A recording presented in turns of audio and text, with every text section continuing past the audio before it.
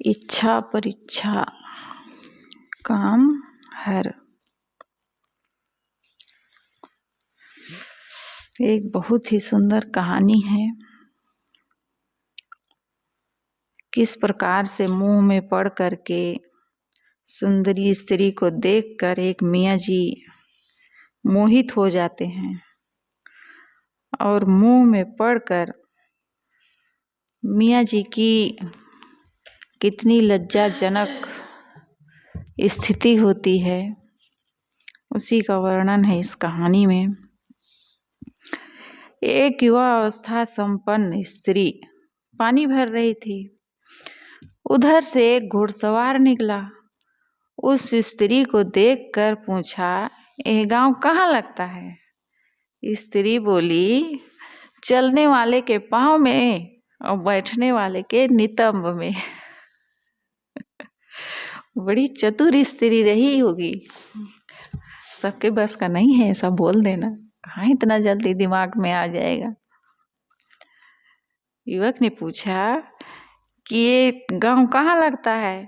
तो स्त्री बोली कि ये गांव चलने वाले के पाँव में और बैठने वाले के नितंब में। सवार यह बात सुनते ही मोहित होकर फिर बोला, हम देखा है तो बड़ी होशियार है बोलने में, तो मोहित हो गया, सुंदरी भी रही। फिर बोला, यदि तू इसके जोड़े की और बात कहे तो मैं तुम्हें घोड़ा दे दूंगा। क्या कहा? अगर इसी जोड़ की और एक बात कह दो तो मैं तुम्हें घोड़ा अपना दे दूंगा।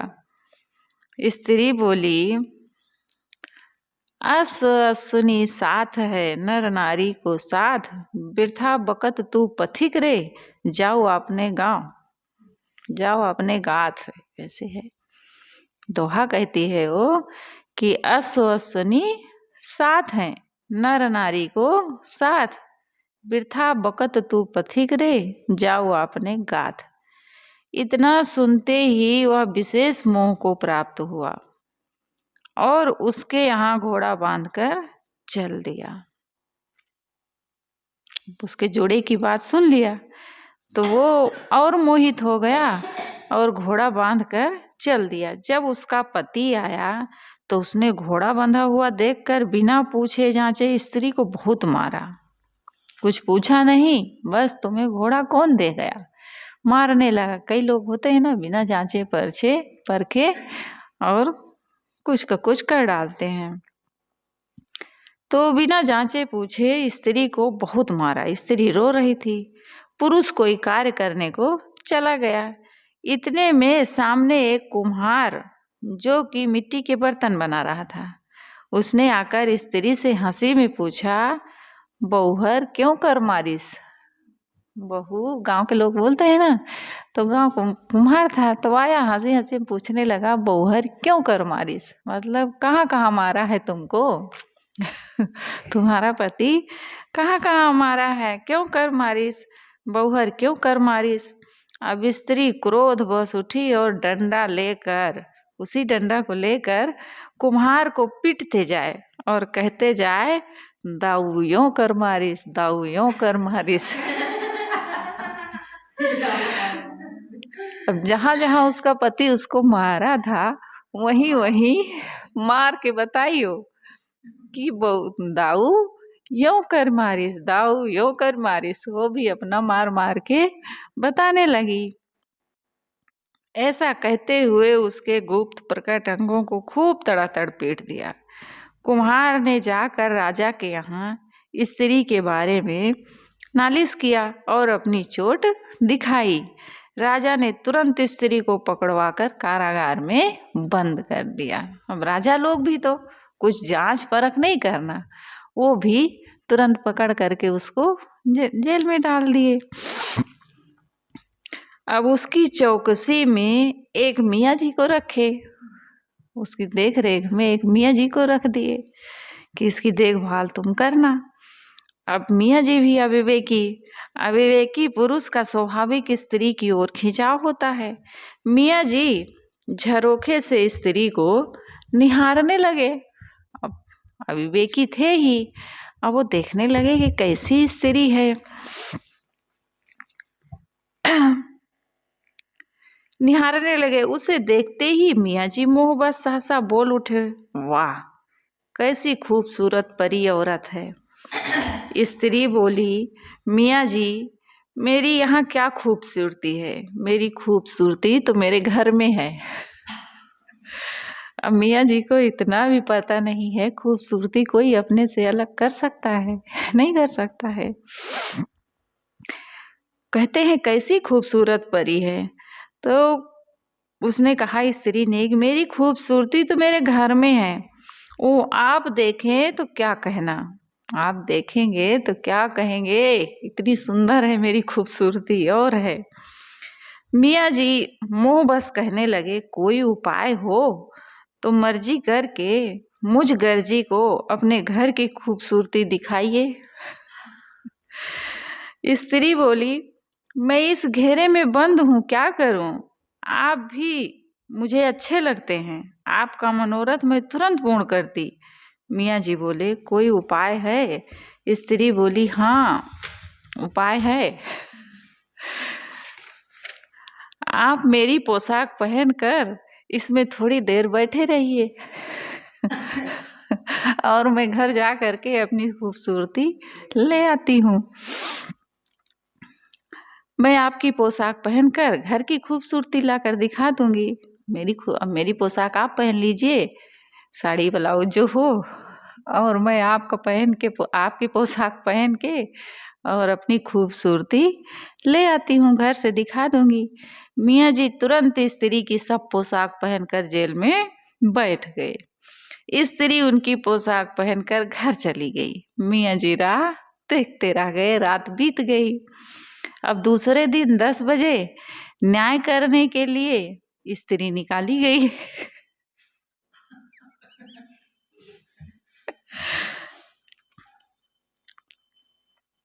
दूसरे दिन न्याय करने के लिए स्त्री निकाली गई तो उस जगह से मियाँ जी निकले, दाढ़ी मूछ वाले। स्त्री है ही नहीं वहाँ। अब तो मियाँ जी लोगों के बीच में तमाशा हो गए और बहुत बड़बड़ाए, बड़बड़ाए नहीं घबराए। मारे लज्जा के क्या करें, ना जमीन में धंस मिले ना ऊपर उड़ मिले। हाय, राजा के पूछने पर इधर उधर करने लगे। जब मार पड़ने लगी तब सच्ची सच्ची बात कह सुनाई। पुनः स्त्री बुलाई गई। स्त्री से राजा ने पूछा, सच्ची सच्ची घटना का। स्त्री सब हाल कहती हुई बोली, सरकार मुझे माफी दें तो और कुछ कहूँ। स्त्री कही, अगर मुझे माफ करें तब मैं कुछ और कहूँ। राजा के माफी स्वीकार करने पर वह बोली, मुझे 5 अहमक मिले, सो बताती हूँ।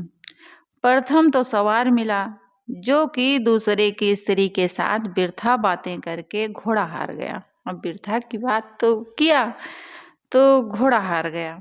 दूसरा मेरा पति जो बिना जाने बुझे मुझे पीट डाला, बिना जाने बुझे पीट डाला। तीसरा एक कुम्हार जो कि पूछता था, क्यों कर मारिस हुजूर, हम कहाँ कहाँ मारना इनको बताएं कि यहाँ हम मारा। अरे भाई मारा है तो मैं कहाँ कहाँ बताएं, इसलिए मैंने इसे डंडों से मारकर बता दिया।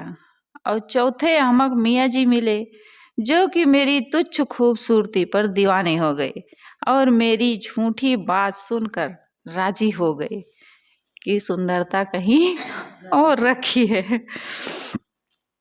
कहीं एक दो रूप होते हैं, कहीं एक के 2 रूप होते हैं। क्या देह का रूप भी कहीं अन्य जगह रखा होता है? पर वह मोह ही भला कैसा जो बुद्धि ठिकाने रखे। मोह बस तो मियाँ जी स्त्री बन गए, मैं घर को चली गई। 5वें को कहते सकुचाती हूँ, फिर भी कहना पड़ता है कि जो न्याय गद्दी पर बैठकर बिना कुछ पूछे जांचे तुरंत जेल में बंद कर देता है। राजा को कही तो वह भी उन्हीं चारों का भाई 5वां अहमक है। इन्हीं चारों का भाई मतलब आप भी हैं कि बिना जाने पूछे जेल में डाल दिए। इन सब अहमकों का साथ करके मैं भी अहमक बन रही हूँ। राजा ने उक्त बातें सुनकर स्त्री को छोड़ दिया। इस दृष्टांत से यही लेना है कि स्त्री के केवल एक छिन के रूप में मोहित होने से मियाँ को कैसी लज्जाजनक दशा हुई। तो जो बेचारे निरंतर उससे सुख चाहते हैं उनकी दशा वही जाने। अब एक क्षण के लिए मोहित हुए मियाँ जी तो उनकी क्या दशा हुई, तो जो जीवन भर मोहित बने रहते हैं उनकी क्या दशा होगी साहब कह रहे हैं। परीक्षक दूर से देखे, मोहक जाल ही ऐसा है कि उधर आकर्षित होकर बुद्धि ठिकाने नहीं रहती। आप सोचे जब बुद्धि ही ठिकाने नहीं तो जो न उत्पात खड़ा हो जाए वह थोड़ा ही है। पुनः नाना रोगों के शिकार बनना पड़ता है। इस काम के चक्कर में छल कपट और विश्वासघात करते रहने से उसकी सत्यता, विश्वास पात्रता, परोपकारिता और श्रेष्ठ यश प्रताप सब उड़ जाते हैं। मानो बंदूक की आवाज से सब पक्षी उड़ गए। इसलिए आपत्ति न चाहने वाले प्राणियों को चाहिए कि मनमत को निर्मूल करके ब्रह्मचर्य को धारण करें। सोवस स्वतंत्र जाए, तन मन धन जाए, ज्ञान ध्यान भक्ति जाए, परस सुखाए से। इंद्री न पवित्र जाए, अंतर सुथिर जाए, अभय अचिंत जाए, बुद्धि भरमाए से। आचार और विचार जाए, प्रेम नेम छूट जाए, देह शक्ति नस जाए, कोमल सुहाय से। साँच इतवार जाए, पर उपकार जाए, सुवस प्रताप जाए, ख्वाहिश बनाए से। इस काम वासना के चक्कर में पड़ करके क्या क्या दुर्गति होती है साहब बता रहे हैं। सोवस स्वतंत्र जाए, विवस्था पूर्ण काम की धारा में बहने से स्वतंत्रता विदा हो जाती है। परतंत्र बन जाते हैं, दूसरे के ही दीनहीन बन जाते हैं, फिर उसके अनुकूल मन चलने लगता है। तन मन धन का उपयोग काम वासना की पूर्ति में करने से कल्याण में सहायक शरीर की शक्ति, सबसे बड़ी तो शक्ति है जो अपने शरीर की वो नष्ट हो जाती है। शुद्ध मन और संपत्ति कामाग्नि में नष्ट हो जाते हैं। स्पर्श सुख की लालसा करते ही गुरु ज्ञान, गुरु ध्यान, गुरु भक्ति सब उसी तरह लुप्त हो जाते हैं जैसे प्रबल वायु से बादल लुप्त हो जाता है। ज़्यादा तेज हवा चलती है तो बादल उड़ जाता है। तो साहब कह रहे हैं जैसे उसी प्रकार ज्ञान ध्यान गुरु भक्ति सब उस प्रकार लुप्त हो जाते हैं जैसे प्रबल वायु से बादल। इंद्रियों की पवित्रता, सुमार्ग चलना, चित्त की स्थिरता, निर्भयता, निश्चिंतता, ये परम प्रकाश रूप दीपक उसी क्षण बुझ जाते हैं जब स्पर्श सुख की इच्छा रूप वायु बुद्धि में लगकर भ्रम से मनमत में सुख निश्चय हो जाता है। इंद्रियों की शुद्धता, अंतःकरण की पवित्रता और आपस की प्रेम प्रतीत नियम धर्म तभी तक है जब तक काम रोग से पीड़ित नहीं होता। काम को कोमल तथा सुहावन मानकर उसे ग्रहण करते ही शरीर के बल, वीर और समर्थ नष्ट हो जाते हैं। ज्यों ज्यों पर्श करे त्यों त्यों कष्ट सिर, मान मान सुख तहाँ जीव भरमावते। याद दुख दूर हित, याद करे बार बार, पाल पाल शत्रु कांप, शत्रु को नसावते। प्रबल करत जाय ताहि बस बुद्धि हरि, बल वीर नाश करि सोच भय ध्यावते। विवसहि देह धरे, विवसहि जात आयु, सोवस की भूमि पाए, मिथ्या क्यों गंवावते। जैसे जैसे काम भूख मेटने के लिए स्पर्श भोग करते हैं तैसे तैसे वह प्रचंड होकर अधिक अधिक दुखाती है, परंतु अज्ञान के बस बार बार दुख को ही सुख निश्चय करके उसी चेष्टा और क्रिया में नर नारी रच पचकर भटकते रहते हैं। भोगों के स्मरण होने पर चित्त में चंचलता उत्पन्न हो जाती है, वही दुख है। उस स्मरण दुख को मिटाने के लिए बार बार देखे सुने भोगे हुए विषयों का ही पुनः स्मरण करते हैं। ये तो बात ऐसी हुई कि जैसे कोई अपने बैरी की सर्वांग सर्वदा रक्षा और वृद्धि की क्रिया करते ही रहे और मन से माने कि हम शत्रु का विनाश करते हैं, जिससे काम रिपु की वृद्धि होती है। उस घट सौंदर्य का स्वयं आठों याम स्मरण कर करके स्मरण रूप काम रिपु का नाश करना चाहते हैं। इससे तो स्मरण दुख की वृद्धि होती है। इस प्रकार काम वासना का स्मरण करते करते जब स्वयं झूला की तरह उसमें प्रबल वेग दे देता है, तब वासना प्रचंड होकर पहले तो बुद्धि, विचार, पवित्र निश्चय ही का हरण कर लेती है। फिर क्या, कूठौर में मनुष्य गिर जाता है। तब स्वयं शरीर का बल, पुरुषार्थ, वीर, तेज हत करके निर्बल, रोगी, दोषी हो जाता है। स्वार्थ परमार्थ के पुरुषार्थहीन हो शरीर निर्वाह और उपभोग के लिए हर प्रकार की चिंता और भय समूहों का उसे ध्यान जम जाता है। अनंत चिंताएं और भय उसे प्रेरित करते रहते हैं। वे किसी प्रकार भुलाए नहीं भूलते। भूतकाल में कामासक्ति युक्त विवश होकर शरीर धारण किया तथा अब फिर कामोपभोग में फंस परवश होकर अमूल्य समय को बर्बाद कर रहा है। अहो, जिस मनुष्य देह में चेतन जड़ दृष्टा दृश्य सत्यासत्य का विवेक होता है और सत्य साधन ग्रहण करके सत्य स्वरूप के भाव युक्त स्वतंत्र रह सकते हैं, उस मनुष्य देह को हे प्रिय बंधु क्षणिक कामाद विकारों में क्यों खो रहे हो? अपनी भूल जनित करने का कुछ विचार तो करो। जहाँ तक दुख देखे सबही को मूल भोग, दुख से डरत नहीं तो भोग प्रिय ध्यावते, समुझ परत नहीं बात यह थोड़ी असी, विविध उपाय कर दुख ही मिटावते। विफल ही होत जाय मानत फल ही ताय, सकल जहान जीव और नहीं पावते, राखे नर ध्येय याहि वार पार किहे दे, याही हेत गर्भ गई फूली पचकावते। दे के सूल अंध बंधिरत नाना व्याधि व्यथा और मन के नाना चिंता शोक तथा दूसरे की अधीनता इत्यादि समग्र दुखों की जड़ विषयासक्ति ही है।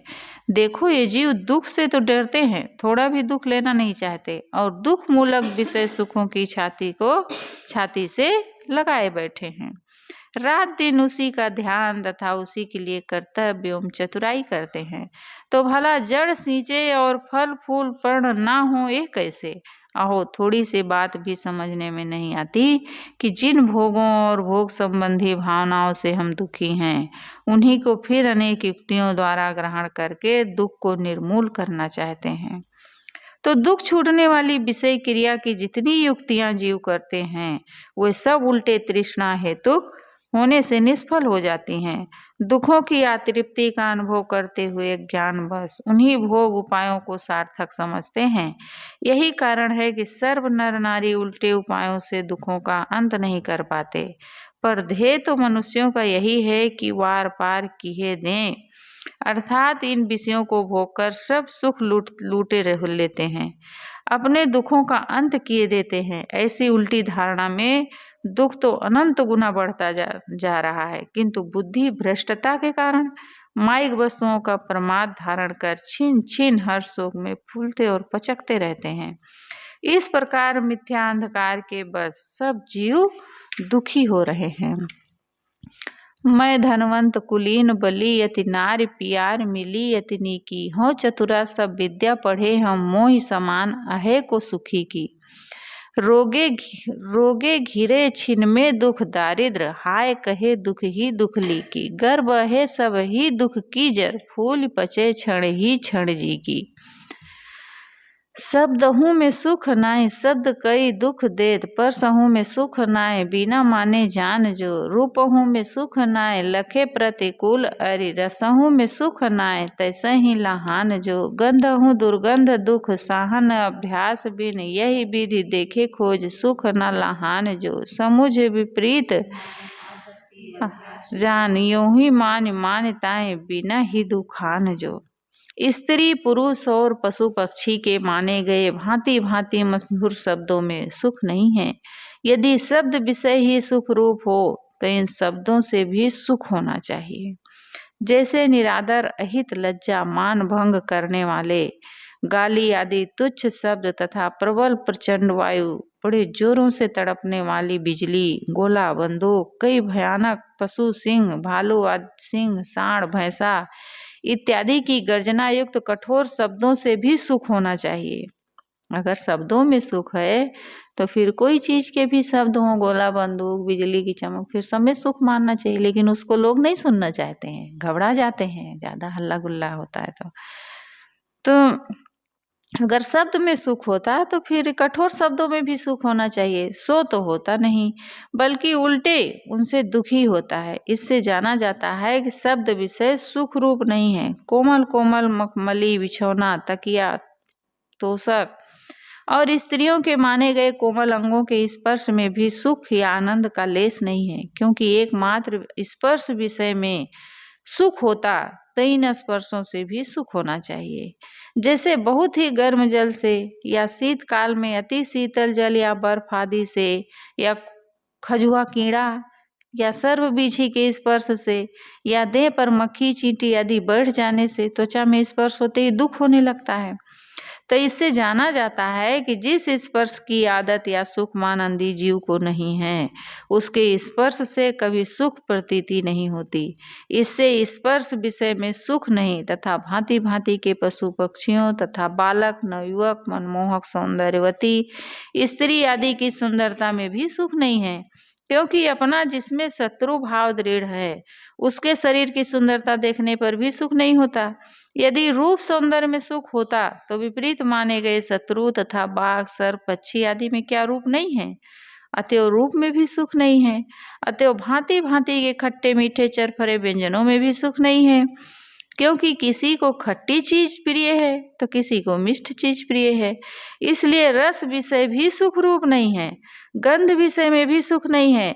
इत्र आदि की सुगंध किसी किसी को व्याकुल करके घबरा देती है। सहन और आदत के बिना वही गंध परम सुखदायक मानी हुई दूसरे को अत्यंत सुखदायक हो जाती है।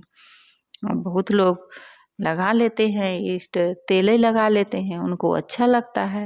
और हमारे गुरुदेव जी के पास कोई खड़ा हो जाए तेल लगा के, देखो फिर तुरंत तो डांट के भगा देंगे, क्या लगा के आए हो। तो अगर उसमें सुख होता तो फिर सबको सुख लगता है, लेकिन किसी को लगता है, किसी को नहीं लगता है। तो जो एक को अनुकूल तथा सुखमय तो दूसरे को वही विषय प्रतिकूल और दुखमय, यहाँ तक कि जिसमें जिसकी सुख भावना है उसी पदार्थ से जब इंद्रियां थक जाती हैं तब उससे दुख पाकर हट जाया जाता है। जैसे जो स्त्री पुरुष एक दूसरे से मिलने के लिए पहले जान देते थे, वही अब शक्ति क्षीणता से हटने के लिए उतावले हो रहे हैं।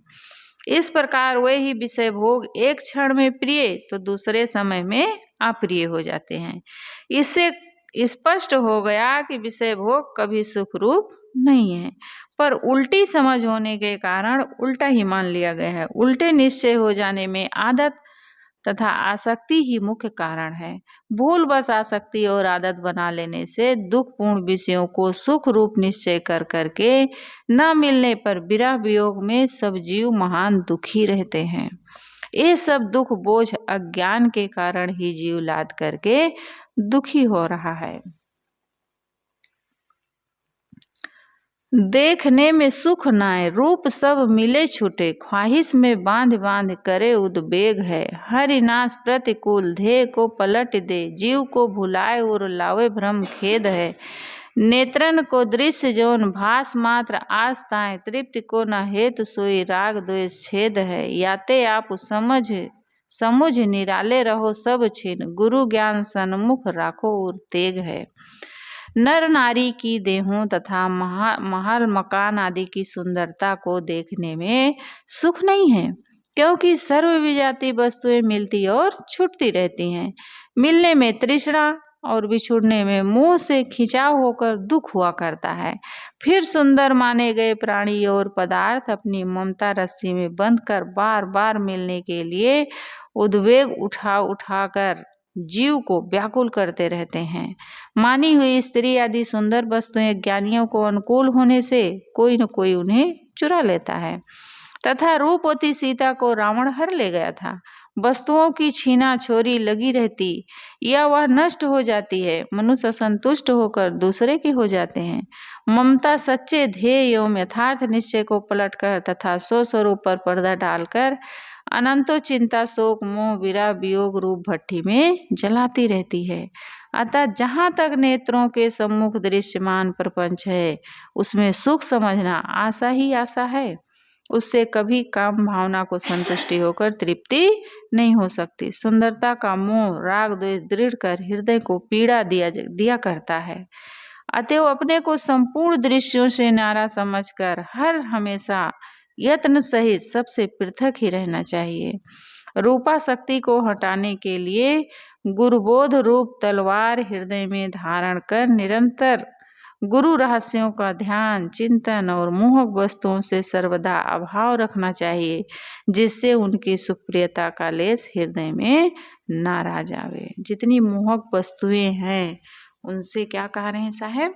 अभाव रखना चाहिए। और कहाँ भाव रखना चाहिए? गुरु के रहस्यों पर ध्यान चिंतन उनका मनन करना चाहिए, जिससे जो मोहक वस्तुओं के प्रति जो हमारे मन में सुख की प्रियता है वो हृदय से निकल जाए। सुनने में ना सुख असार शब्द जौन होत, निर्णय न सारा सार जग बंध सोत है। बुद्धि भर माय कर जीवन अकाज करे, क्रूरता बढ़ाए अग तापहि रचोत है। मध्य मांस भक्षबे को मनहि के रछबे को, इंद्रिय के बसीभूत निजहि दुखोत है। विविधि अलाप ब्रह्म शब्दहु कलाप, जहाँ सुनत प्रपंच जीव भरम भरोत है। शब्द विषय में सुख नहीं है, जिससे जीव के बंधन का निर्वाण ना हो। केवल ऐसे ही वर्णात्मक ध्वनात्मक भ्रम और विपरीत समझ कर देने वाले असार शब्दों को बंधनों का स्रोत जानिए। जैसे स्रोत से जल निकला करता है, वैसे ही भ्रमाने वाले शब्दों से बंधन बनकर दुख उत्पन्न होते रहते हैं। कुशब्द सुनने से बुद्धि भ्रमित होकर विषयासक्ति पुष्ट हो जाती है। फिर परमार्थ मार्ग दूर होकर जीव का काज ही होता है। कुशब्द कृत दुर्बुद्धि से अत्यंत कठोरता पूर्वक पर धन तथा पर नारी हरण हिंसा आदि अनंत पाप करके अब और आगे के लिए त्रिविध ताप की भट्ठी रच लेता है। अज्ञान बस ही मदिरा मांस आदि अनर्थकारी वस्तुओं को योग्य प्रतिपादित करके इन्हें ग्रहण करता है। जो जो भावनाएं मन में उठ पड़ती हैं उन्हीं में दीन होकर विषय मनोरथों को पूरा करने में रचा पचा करता है। यहाँ तक कि पांचों इंद्रियों के बस होकर क्या क्या अनर्थ नहीं करता। अनीति बर्ताव के कारण ये इस लोक ही में यमदंड रूप जेल सजा मार काट दूसरा दुख भोगता है। परलोक तो बिगड़ता ही है। काम क्रोध लोभ मोह को बढ़ाने वाले जीव को भुला देने वाले अलाप राग रागनी भरमाने वाले अनुमान जन्य कल्पित वार्ता असत्य शब्दों को सुनते ही जीव के अंतःकरण में नाना भ्रमभास खड़े हो जाते हैं। इसलिए कुशब्द सुनने से घृणा होनी चाहिए। साहब क्या कह रहे हैं? ना तो शब्दों में सुख है और ना स्पर्श में सुख है, इसमें सुख नहीं है। एक दृष्टांत यहाँ साहब बता रहे हैं कि एक नगर में कई दिनों से आल्हा हो रहा था। आल्हा जानती हो? आल्हा एक प्रकार के गाते हैं। हाँ, आल्हा गाया जाता है। हाँ, तो आल्हा हो रहा था। वहां नगर के बहुत से मनुष्य इकट्ठे होते थे। आल्हा में मार काट रक्तपात का विशेष वर्णन रहता है। कहाँ क्या हुआ था गाते हैं, सुनी हूँ मैं। उधर पहले होता था यूपी में, अब तो नहीं होता है। तो रक्तपात का विशेष वर्णन रहता है। सुनते सुनते सबका अंतःकरण मलिन हो रहा था। एक बार उसमें निकला कि जिसका बहरी सन्मुख जीवे तिनके जीवे को धिक्कार। क्या आया? हाँ, जैसे उसका बैरी है अब उसके सामने ही वो जी रहा है तो हमारे जीने का धिक्कार है, ऐसा उसमें गाए। उसके जीने का फिर धिक्कार है, उसको मार ही देना चाहिए। अब ऐसे में तो जोश चढ़ ही जाएगा वैसे जोश भरा वो गाते ही है, बना बना के उसी में गाते रहते हैं। तो सुनते ही सबका मन मलिन हो रहा था। तो उसमें निकला कि जिसका बैरी सन्मुख जीवे तहिके जीवे को धिक्कार। अब ये बात सुनते ही एक मनुष्य को खून सवार हो गया। जिसको वह बैरी मानता था वो सामने बैठा था। अब एक भरी बंदूक रखे हुए गांव के मुखिया बैठे आला सुन रहे थे। गांव के बड़े लोग उधर बंदूक लेके जाएंगे, जहाँ 10 लोग रहेंगे वो दिखाने के लिए अपनी बंदूक लेके वहां जाएंगे कि हमारे पास बंदूक है, बड़ी शान से चलते हैं। अब वो बंदूक ले करके वहां गए थे। कोई बड़े गांव के मुखिया थे। अब वो उठाया होगा बंदूक और तुरंत गोली दाग दिया होगा। तो सामने बैठा था एक भरी बंदूक रखे हुए गांव के मुखिया, बैठे आल्हा सुन रहे थे। उसने वही बंदूक उठाकर अपने बैरी को दाग दिया। उसके बैरी मुखिया ही थे। मुखिया के प्राण विदा हो गए। मारने वाला भगा। लोगों ने उसे पकड़कर सरकार के दरबार में दाखिल किया। वह जेल में बंद किया गया। न्याय होने पर उसे फांसी पर चढ़ना पड़ा। ऐसे कुशब्द सुनने से भूला चोर कटारी वाली दशा हो जाती है। सदग्रंथ, सत्संग, सज्जन समागम से वासनाएं दबी रहती हैं। और यदि कुसंग करें और बार बार कुशब्द सुने तो मलिन वासनाएं चमक उठती हैं और वे वासनाएं धीरे धीरे ऐसे गड्ढे में डाल देती हैं कि स्वार्थ परमार्थ दोनों मटिया मेट हो जाता है। अब अनादिकाल का संस्कार ऐसे भरा है। अब वो जब कुसंस्कार पाता है तो उसमें वो जग जाता है। पता नहीं कौन कौन से कुसंस्कार हमारे भीतर बैठे हैं और कब अपना पा जाए अवसर कि वो जग जाए।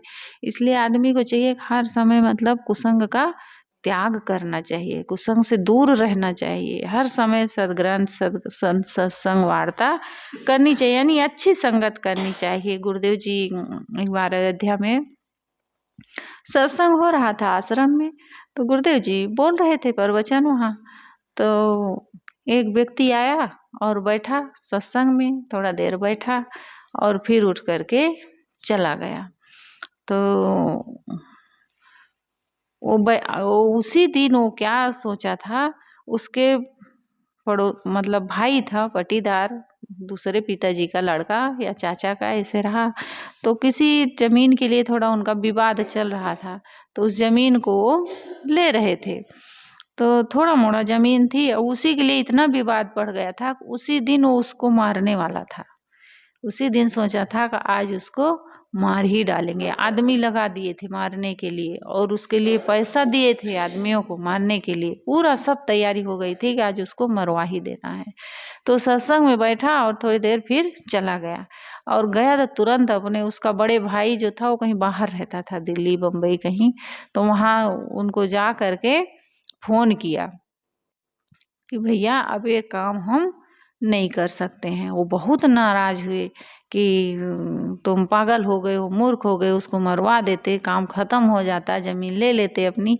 वो कहे भैया मेरे बस की बात नहीं है, मैं नहीं कर सकता हूँ। फिर दूसरे दिन वो फिर आए गुरुदेव जी के पास और बैठे और रोने लगे। कहे गुरुदेव कल आपके सत्संग से मैं बहुत बड़े पाप से बच गया, बहुत बड़े पाप से।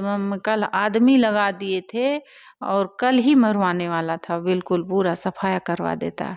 लेकिन मैं यहाँ आपके सत्संग में बैठा थोड़ी देर और मुझे इतना प्रभाव पड़ा आपके सत्संग से, मैं तुरंत जा करके उन लोगों को मना किया और भाई को भी अपने खत भेजा या कुछ किए कि मतलब अब ये काम हम नहीं कर सकते हैं, हमारे बस का नहीं है, हम नहीं मरवाएंगे। भाई अपना ही परिवार है और वो एक थोड़ी सी जमीन के लिए हम मरवा डालेंगे, कितना बड़ा पाप हो। फिर उसके परिणाम में कितना दुख भोगना पड़ता है, जेल होगी, कितने दिन की जेल सजा होगी, कोई नहीं जानता है। फिर दुख ही दुख और बढ़ता जाता है। तो सत्संग ऐसे होता है कि कुसंस्कारों को वो दबा देता है। कुसंस्कार जो होते हैं वो दब जाते हैं और कुसंग ऐसे होते हैं कि वो कुसंग ऐसे होते हैं कि हमारे कुसंस्कारों को जगा देते हैं। इसलिए आदमी को हर समय सत्संग से जुड़े रहना चाहिए, जिससे हमारे जो बुरे संस्कार हैं वो दबे ही रह जाएं, उभरने ना पाए। तो ऐसे होता है कि तुरंत बंदूक निकाले और उसको दाग दिए, कुशब्द सुन करके। शब्दों का प्रभाव कैसे आदमी के ऊपर पड़ता है। सूंघने में सुख कहाँ, ख्वाहिश प्रबल हो। यहाँ क्या सा है बताए, शब्दों का परिणाम। यहाँ क्या बता रहे हैं, सूंघने का। जो लोग खुशबू लेते रहते हैं इत्र गुलाल का। सूंघने में सुख कहाँ, ख्वाहिश प्रबल होत। इत उत जाय मन ताहि बिन चैन जा। नित्य तृप्त निष्फिक्र निर्विघ्न निर्चाह। हानि लाभ द्वंद तज मन ही न जहाना। ऐसा है स्वरूप जाए दुख को न दर्श जहाँ। कर शर्म देख लीजिए स्वतः को रहना। सत्य है स्वरूप निज सत्य ही को बोध जब। सत्य स्वच्छ ध्येय पाल जाल न गबड़ना।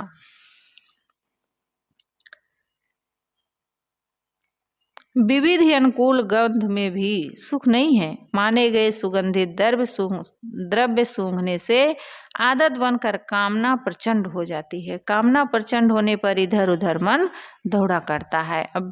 अभ्यस्त विषय मिले बिना आदती मनुष्य को विश्राम का नाम कहाँ।